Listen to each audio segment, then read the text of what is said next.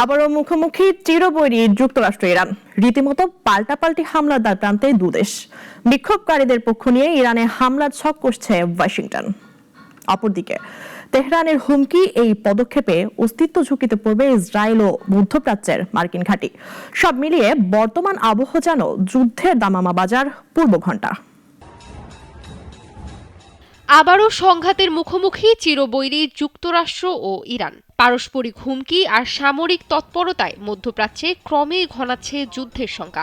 ইরানে চলমান বিক্ষোভ দমনের ঘটনায় তেহরানের বিরুদ্ধে কঠোর অবস্থান নিয়েছে ওয়াশিংটন। পরিস্থিতি মোকাবেলায় মধ্যপ্রাচ্যে সামরিক উপস্থিতি বাড়াচ্ছে যুক্তরাষ্ট্র। বিভিন্ন আন্তর্জাতিক গণমাধ্যমের তথ্যে জানা যাচ্ছে, সাম্প্রতিক সপ্তাহগুলোতে বিপুল পরিমাণ মার্কিন সেনা ও সামরিক সরঞ্জাম পাঠানো হয়েছে উপসাগরীয় অঞ্চলে। এর পাল্টা প্রতিক্রিয়ায় তীব্র হুঁশিয়ারি দিয়েছে ইরান।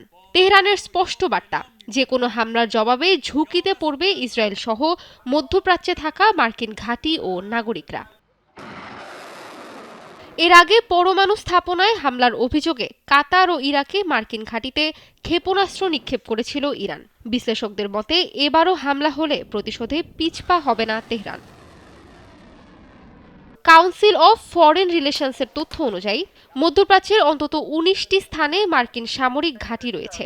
কাতার, বাহরাইন, কুয়েত, সৌদি আরব ও সংযুক্ত আরব আমিরাতে অবস্থান করছে সবচেয়ে বেশি মার্কিন সেনা। কাতারের আল উদেইদ বিমান ঘাঁটি মধ্যপ্রাচ্যে যুক্তরাষ্ট্রের সবচেয়ে বড় সামরিক স্থাপনা, যেখানে রয়েছে প্রায় ১০,০০০ সেনা ও শতাধিক যুদ্ধবিমান।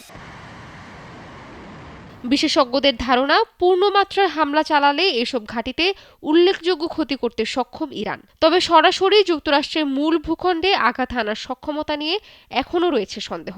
সব মিলিয়ে পরিস্থিতি যে ভয়াবহ সংঘাতের দিকেই এগোচ্ছে তা বলাই যায়। ইশরাত জাহান, নাগরিক।